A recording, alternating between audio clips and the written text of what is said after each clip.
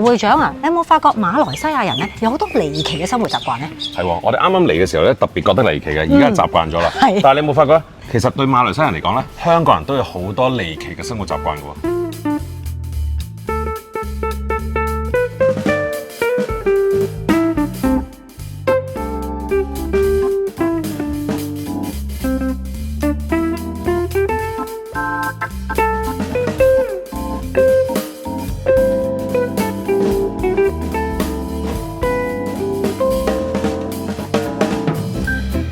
嗱，講開生活咧，梗係離唔開衣食住行噶啦，所以咧今日我哋就由依度講起。我呢度咧好得意咧，就係一年四季嘅衫咧都喺晒喺度，可以一次過買晒嘅。羽絨啊、大褸啊，全部都係有得買嘅。咁點解會有呢啲嘢賣咧？因為咧佢哋係冇冬天嘅關係咧，所以好多人咧佢哋會中意夜晚咧係著一啲冬天或者長袖衫，因為靚啊嘛。第二咧就係佢哋要去日本、去韓國旅行滑雪嘅時候，佢哋都要着呢啲衫嘅。但係香港唔係嘅，香港夏天嘅時候你好難買，唔會太多冬天衫俾你買。專門店喎，淨係買冬天嘢嘅啫。喺呢度咧，呢度係可以呢度買緊冬天衫，呢度就買緊夏天衫。我覺得馬來西亞人咧係比較着重節日嘅。其實有好多人咧會覺得咧馬來西亞人咧，佢哋係着衫比較樸素。但係其實唔係嘅，一逢係節日嘅時候咧。係好隆重其事，即係你尤其是新年過節新年咧，係可以全家人着埋一樣嘅衫，我都係全部紅色，襯晒㗎，唐衫啊，即係好有氣氛。仲有就係去飲嘅時候咧，着到好行嘅。香港咧好多咧係會着 A-line 裙嘅。哦，咁點解咧 ？A-line 裙比較容易可以折埋放啊嘛，可以折埋。咁同埋咧就可以着多2-3次都唔係好覺。呢邊咧就會好多啲好 bling bling 嘅，即係。嗰啲好隆重，嗰啲花開嗰啲裙咧，即係好似我哋真係我哋做主人家嘅時候先會着嘅衫，但係佢哋覺得係好普通嘅啫。因為我哋衣櫃大啊嘛呢邊。嗱一見到白鞋咧，我諗起馬來西亞嘅校服啦。馬來西亞校服係點樣嘅咧？真係好特別，所有嘅 government school 都係一式一樣，冇得揀，全部白恤衫，一個色嘅褲。我啱嚟嗰陣時咧，我成日點解呢間學校咁多呢間學校嘅學生？呢間係咪好出名嘅咧？係。跟住原來唔係同一間學校嚟嘅，就係校章唔同嘅啫。鞋同襪都好特別嘅喎，白鞋配白襪，黑鞋配黑襪。如果你打呔嘅話咧，嗰個應該係風紀或者係 prefect 嚟嘅。我係咩？係啊。香港間學校嘅校服咧，都幾乎係唔一樣。唔一樣㗎。佢哋可以自己去設計，譬如我中意格仔裙，我中意正式裙，我中意藍色裙，我中意綠色裙咁樣。同埋打呔。係，有啲打呔，有啲唔打呔咁樣。咁跟住咧，鞋同襪咧。一般嚟講啊，都係白襪黑鞋喎。嗱，頭先講完衣咧，我哋而家又講食啦。咦，你真係咁食㗎？好正啊！哇，油炸鬼加咖啡喎，咩味道啊？你點要試下？我接受唔到啊！佢嗰種脆脆地、苦苦地咁樣嘅味道咧。又幾特別嘅喎！我以為我依杯嘢先係學架西啊，都勁啦，濃濃地，好架西，好架西，梗係米露加咖啡啦，咁要勁過你㗎嘛？點知你出油炸鬼喎？叫虎咬獅。係啊，因為飲咗之後咧，佢話老虎都係咬死獅子啊，精力充沛嗰隻。馬來西亞都幾多其實特別嘅嘢。同埋有雪茶啦。雪茶咧對本地人嚟講係好普通嘅嘢，但係對我香港人嚟講咧，有時有朋友問我嗌雪茶，係咯，咩雪茶？我話係有茶加冰咯，冰嘅茶。佢有啲咁嘅嘢飲嘅咩？即係以為係一啲好特別嘅茶類，但係其實都係一個好普通嘅茶加冰啫。香港又有一個飲嘢嘅配搭咧係好特別嘅。咩咧？就係紅酒配皮蛋。你未試過？我又未試過喎呢個。呢個係秘密嚟㗎。首先你切咗個溏心皮蛋啦，一件件，跟住咧你食，記住食嗰嗒過下個黃。跟住之後咧，你飲啖紅酒，嗰啖紅酒完全咧係出晒嚟嘅。佢 bring out 晒嗰啲 flavour，嗰啲 tannin 啊嗰啲，好勁嘅嗰陣味咧，你好平酒都變靚酒。咁呢個都幾奇特喎。嗱，你如果未試過，一定要試下。所以嗱，大馬又有一個奇特嘢就係生果加蝦醬，就係 rojak 啦。呢個真係我又係唔接受，唔係好到嘅。呢個咧我哋聽我係得罪好多人嘅，因為咧本地嘅朋友好中意食。係啊，我老公都好中意食㗎。我嚟咗8年啦，我就接受唔到。唔係佢嘅醬係好好食嘅，真係。佢有少少蝦米咁啦，但係唔係撈落啲生果度咯。呢樣嘢咧，我係從來唔接受到啊！加蝦醬完全係一個錯嘅 combination 嚟嘅，對我嚟講。咁可能人哋覺得你皮蛋紅酒都係錯啦。咁啊係，喺呢度有啲受西方文化影響多啲，我覺得就用匙羹叉呢度嘅人係好少用筷子嘅，勁嘅一樣嘢就係佢哋係攞把匙羹嚟當刀㗎。OK 啊，我覺得嘅。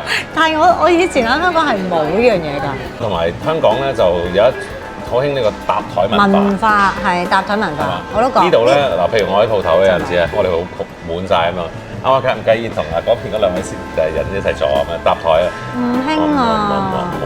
好似記得以前細個飲茶咧，即係你要等好耐㗎嘛。你知飲茶嗰啲大台布㗎嘛？咁點樣搭台咧？就係將嗰條布捲到中間，跟住呢度再擺一個新嘅布，又話捲。咁啊，同你分隔咗啦。你呢張台，我呢張台啦，係咪啊？記唔記得啊？兒時嘅時候係咁㗎。跟住就一人一張點心卡啦，你一張點心卡，佢一張點心卡，佢一張點心卡，三班人搭埋一張台啊！即係地方淺窄冇辦法啊！瓦煲雞飯啊！啊，呢個係好特別。幾乎咧都係瓦煲雞飯，瓦煲就好似同個雞分唔開咁樣嘅。我哋係叫煲仔飯。係煲仔，因為我哋煲仔飯咧，我哋有咩咧？我哋有窩蛋牛肉飯啦，鳳爪排骨飯啊，臘味啦，肉餅啦，白鱔啦，仲有好多啊！仲有飯焦㗎。我哋又唔會落咁多黑油，唔會做到個飯咁黑嘅。係，但佢用普通豉油咯，但係可能甜少少咯。豉油咯。跟住我中意咧係落茶落去食嘅，即係臨尾嗰啲飯焦啊。呢個我阿公先會做嘅，啲老人家唔係老人家做嘅嘢嚟嘅。係啊，我婆教我㗎，所以都係關老人家事嘅。係咩？我中意啊。調翻轉馬來西亞咧又好得意啊！呢度咧你想食碗粥啊、空心粉咧又唔容易喎。哇！我想食粥啊嘛，做咩你病咗啊？我冇病啊，做咩會病嘅先食粥？但係我哋係中意食粥，同埋我哋係中意飲湯嘅。係湯水嘅嘢啦。係呢度就真係少喎。佢有燉湯啦，你出去有陣時有地方有燉湯。係，但係嚟嚟去都係 ABC 啊、西洋菜啊、蓮藕啊，其實都差不多係呢幾款嘢。每個國家都有每個國家嘅飲食文化。嗱好啦，會長到住咯喎。嗱，香港住係點嘅咧？好多人都知道香港好多納米樓㗎啦，係咪？納米樓係啦，而家其實有一個叫龍床盤，呢個係一個新嘅樓盤。新嘅樓盤咧係可以細到咧128尺嘅，細嗰個車位嘅。所以咧就話喺香港咧係做車係好過做人㗎。咁點解係龍床位咧？因為嗰陣時咧嗰個發展商咧就好串咁樣話。紫禁城咁大，皇帝都係分一張龍床啫嘛。其實真係好慘。咁即係細得離譜啊！真係。咁係啦，咁但係喺但係而家政府好似有啲新例。舊年咧，政府就話開始批一啲新嘅地咧，就最細唔可以細過280尺。有翻啲人性。係啦，對馬來西亞人嚟講都係好冇人性嘅。啊，即係搞錯280尺點住啊嘛？你唔明㗎啦。真係寸金尺土。咁呢度嘅地係冇咁貴啦，係嘛？咁但係大啦，嗱呢度淨係廚房啊。係啊，你淨係廚房都有分2個啦，離晒譜嘅，成日俾人鬧嗰啲 friend 嚟到。我第一次嚟到睇樓嘅時候咧，我話呢個係 kitchen 啊，仲有 open kitchen 你話呢個 dry kitchen 添喎，分 dry 同 wet 佢有唔同嘅用途嘅。咁都啱嘅，其實乾淨企理我都覺得，而家慣咗啦，我自己。因為香港冇分 dry 同 wet kitchen。仲分？係啦，冇得分啦。咁樣講廁所啊？係喎，呢度廁所又好神奇喎。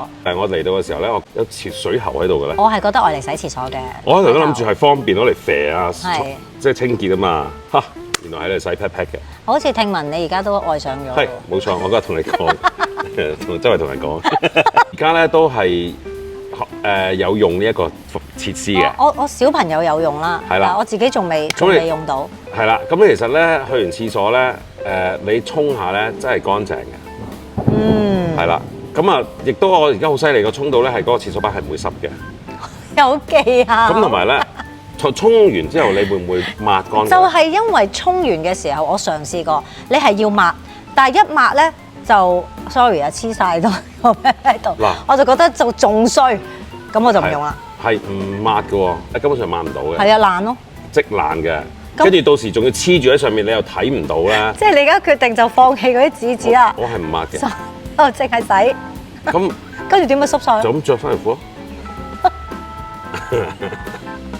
其實抹咧係仲污糟嘅，因為你抹咧，你會將一個地方佢帶埋去第二個地方。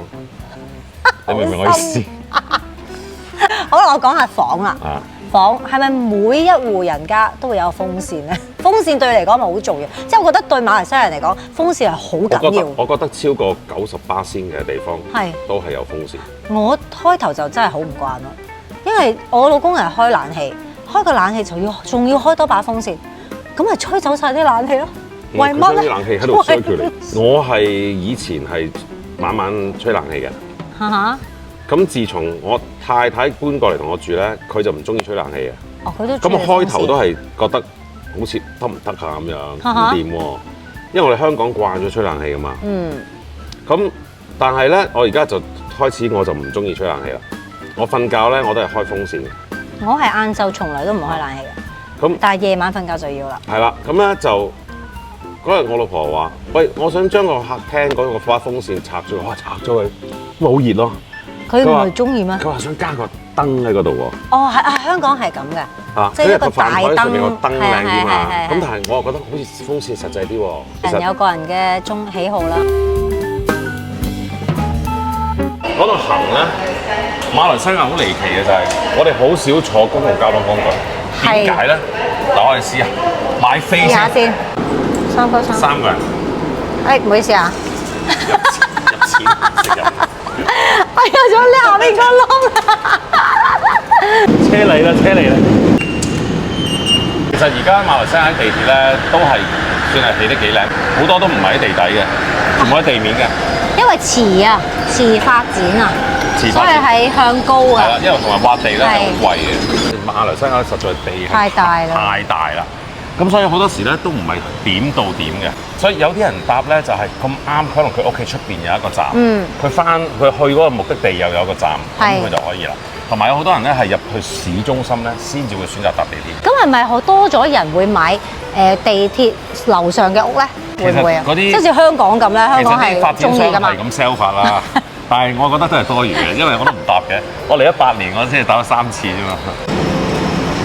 係咪要企呢度㗎？咩？呢度啊？呢度。咁樣？呢個。呢度。其實 OK 喎，我覺得呢個校條幾乾淨，幾企理喎。佢個位就少過香港少少啦，我覺得。係短啲嘅。好闊，企位多啲。但係你冇辦法啦，馬來西亞咧，實在啲油價太平，除非屋企冇車用。或者係你冇車用，你都冇車用都係咯，都有摩托啦。又有車，咁跟住咧，你喺街有公共交通工具嘅選擇又唔多咧，所以咧就造成變咗呢邊咧就唔同香港咁。香港咧放工係好離奇嘅，逼要拱嘅，要咁樣擋住自己啊！好驚啊！好驚俾人掂到。好似好過日本嗰啲啦，嗰啲即係成日貼住個面喺度。講到買車咧，好多人都知，可能我哋唔知。佢有個油桶擺咗個車頂，你知唔知係咩意思？係，我知道，而家知，以前都唔知，原來係賣車嘅。係啦。係啊，香港真係冇呢句。原來擺油桶就係 for sale。特別咯。好一啲本地人先住落去先明白嘅嘢嚟。嗱，頭先講開做車好過做人啦，香港。咁其實做車都唔係好多嘅啫，因為點解咧？香港啲車位咧係好細好窄嘅。唔係淨係車位細同窄，係停車場上車位都好窄。都好窄，係啦，所有都好窄。係成日都會見到啲牆邊咧會刮晒啲痕嘅。咧屋企佢有個車位啦，佢係要叫全家人落晒車，跟住泊到好貼隔離嘅車，跟住佢差唔多啦。如果泊得唔好咧，可以爬窗出咁滯嘅。冇咁誇張。真係好誇張，佢呢度門咧係咁樣落車㗎。但係咧，你應該落唔到咯。我係落唔到應該。